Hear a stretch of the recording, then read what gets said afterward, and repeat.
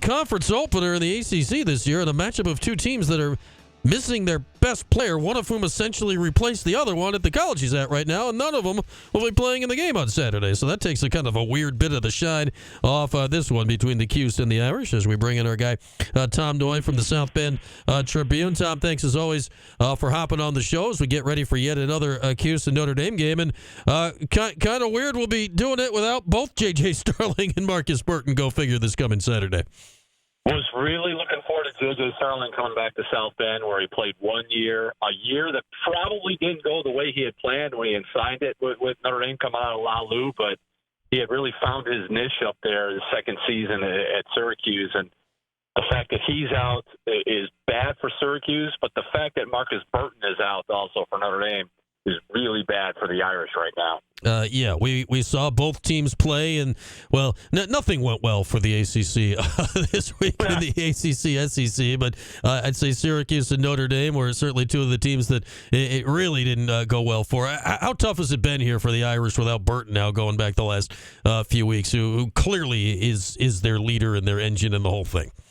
Well, compounding everything that's gone wrong with the fact that they've lost their leading scorer, assist, steal, and minutes guy was just how they lost him and really when they lost him. It would have been one thing. Notre Dame plays Dartmouth in about 6 days. Mm-hmm. And after that Dartmouth game, they get 11 days off for final exams. If he goes down in the Dartmouth game, I think it's a totally different situation. But when he goes down in the opening minutes of the Rutgers game in Vegas, where you're playing 3 games in 5 days, and then you have to turn around, get back on a plane after flying back from Nevada, and go to Georgia, it was the worst possible timing for Notre Dame, because we just got done talking to Markus Shrewsbury, and he has said, we have had 0 practice time since Markus Burton got hurt. It's been game, shoot around, game, shoot around, game, shoot around, 1 day of practice, another day of flying, travel, and then another game. So it's something where they've just been scrambling just to try to stay afloat and figure this thing out, because they've had 0 time to say, all right, we're missing Markus Burton. He's out until probably early January, maybe mid-January. This is how we can move forward. They haven't been able to do that. They've finally been able to do it now the last couple of days, today and tomorrow in practice with, let's take a deep breath. He's out. This is who we're going to be moving forward. Yeah, I mean, obviously you're not in a great shape without him anyway, but without any practice, and obviously Syracuse has only been without JJ for 1 game, but kind of the same deal. Like, from my understanding, he got hurt in practice like the day before the game, so it's he didn't really have time to properly adjust to it anyway. You say January, mid-January, it's a knee for Burton, if I understand right. Tom, what is his prognosis right now?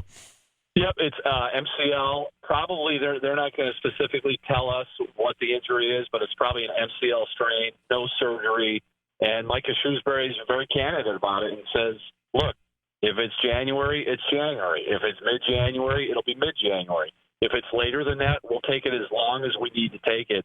We're just not going to rush this kid back for the sake of maybe winning 1 or 2 or 3 games, especially in league play. Like, he's looking at the big picture with Markus Burton, and right now it's let's just get him healthy, and however long that takes, they're prepared to wait. And you said, yeah, Notre Dame's not in good shape with not having Markus Burton, but I think they believe, and Markus Shrewsbury believes, that they can be a whole lot better than what they've shown here in the last 4 games. And Tom Noie with us, South Bend Tribune. And Tom, you say big picture. So we've got Markus Shrewsbury year 2, obviously replacing Mike Bray, legend, the whole thing. It was, it was time there at the end when the move got made a couple of years ago. Where are they at, big picture, rebuild the whole thing here with the program in Notre Dame right now?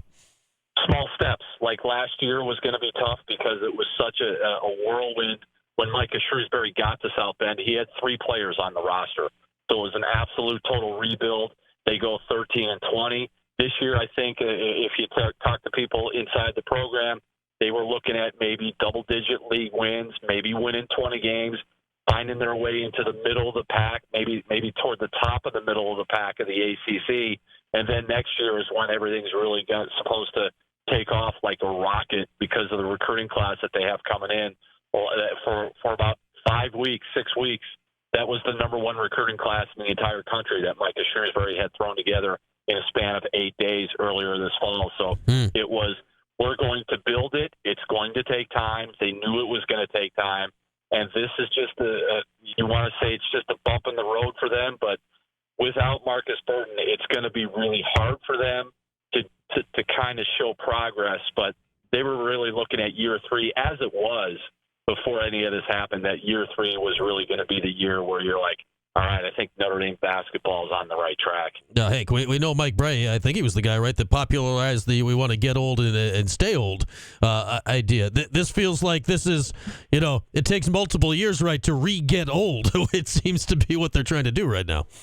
Well, and Micah Shrewsbury didn't think he'd have to go the get old, stay old route because of what the transfer portal is in today's college basketball world. Right. He thought that he could come in here and cherry pick this kid and that position and this starter and this reserve. And the admissions department said, no, maybe yes. So Micah Shrewsbury realized really quickly when he got to South Bend that he wasn't going to be able to quick fix it to the transfer portal.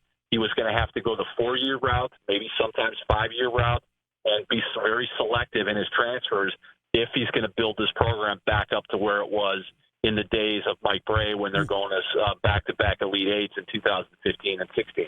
Let me ask you this here, Tom. You mentioned the portal, and obviously, admissions. We talk about Stanford. Stanford has crazy issues with this, with the portal. Notre Dame's, not quite that, but they lock in on this stuff. Have you seen a difference? I'm curious of this, of how that stuff applies to the basketball team versus the football team, because we see obviously they've gotten. I don't think the two quarterbacks they've brought in. They're bringing in Duke and Wake Forest quarterback. They're not academic issues here, but have you seen any differences between how those two teams have been able to bring in players here during the portal era? No, and Notre Dame basketball is not going to be able to have a quick fix like football because, let's be honest, it's not Notre Dame football. Right. So you're going to have to build it back a different way. And it's just look at this year. There are 3 graduate transfers. They were allowed 3 graduate transfers to help build back that roster. They're from Monmouth, Princeton, and Lehigh, and that's not a mistake. Like they're not able to go get guys from a big state school where academics may not be emphasized the way they are at Notre Dame. You have to be very selective at Notre Dame with who you're going to take as a transfer. And even then, there's a chance the admissions are going to go thumbs down on you. So Micah Shrewsbury realized that and said, I need to get out and recruit. Fortunately, he loves to recruit. He loves to recruit the state of Indiana and has contacts all over the state to where he can go and get a guy like Brady Kaler out of Indianapolis and go down to La Lumiere where Mike Bray got J.J. Starling and get Jalen Harrelson, who very well could be the second one and done in program history next year. Go figure. That whole transfer thing works out a little different for the lacrosse program in the spring. Seems to work out pretty well for True. When the good transfers are all coming from the Ivy League. It works out a little better when you got a nice business school, as the Irish do there. We got Tom Noie, South Bend Tribune, with us. All right, on the court on Saturday, the Orange are quite familiar with Coach's son, Brendan. He's still making threes in the Dome last year from that game. He was raining from all over the place. So Burton out, Brendan Shrewsbury stepping up. How is the coach's kid doing this year? Not well. Since Markus Burton went out, Brendan Shrewsbury has been getting a ton of shots and a ton of looks. And I think before, I forget what he shot the other night against Georgia, but in the 3 games in Las Vegas, he was 9 of 33 from 3. So he's getting looks. They're just not dropping. Credit to Braden Shrewsbury. He's not leaning only on the 3-point shot. He's added a runner, and he's been able to get to the rim more this year, the first month, than he really did all of last season. So he's been improved. I think Tay Davis has a chance to be an all-ACC guy if he keeps it simple and doesn't hunt his 3-point shot. They've got guys. It's just a matter of Micah Shrewsbury putting them in position to score and do other things that they're able to do now that Markus Burton's not in the lineup. Yeah, and how long, right, can you stem the tide without it falling apart until he gets back here? And, I guess part of what can help, and we've been talking about the same thing in regards to Syracuse, is, man, and it certainly really came forefront this week. The ACC stinks right now, Tom. It's awful. It's an awful league. It's and not that you want to be in that scenario, right? But I guess if you're Notre Dame or Syracuse right now, you sort of almost have to be thinking, well, at least this maybe gives us a chance to win some games as we're trying to get whole, because it's maybe not as hard as it would have been in most years. True, and now you just have to go do it. And I think with Notre Dame, it starts with being better at home. Like they have to make Purcell Pavilion a place where teams struggle. And usually teams struggle, but it's the home team. The last time Notre Dame played a home game against Elon walked out of here with a victory. So if you're going to do anything in this league, no matter how, if it's up, down, sideways, in, out, left, right, you better protect your home court. And Notre Dame, for whatever reason, has not been able to do that the last 2 years, especially in league play. You know, I look at this game Saturday here, and I look at these teams. They feel in very similar positions right now. And again, as you say, there are no must-win games at this point of the season. But this feels like it should be two kind of desperate teams, right, when we see this game tip off on Saturday at noon. Yeah, it's an absolute must-win for Notre Dame because you've lost 5 in a row. Like I said, the last time they were at home, they lost that game.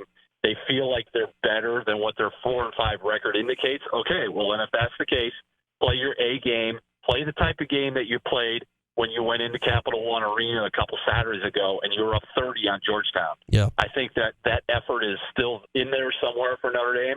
What better way to bring it out than on Saturday against Syracuse and against the team that they've really struggled against the last few years? Yeah, the Orange have won the games. I mean, obviously, there's been a lot of close ones late. We'll see how it goes down. I remember South Bend a couple of years ago, the Orange won it late in this December meeting. Obviously, 3-point game last year in the Dome. So we shall see how it goes this Saturday between two teams that could really, really use a win to start conference play. All right, Tom, good to chat as always. Enjoy it Saturday, and thanks so much for hopping on. You got it, my man. Take care. There's our guy, Tom Noie of the South Bend Tribune. Two teams that really need it this upcoming Saturday in South Bend. With that, we'll take a break. We'll talk Bills with our guy, Chris Brown. That's next. Q Sports Talk and ESPN Radio.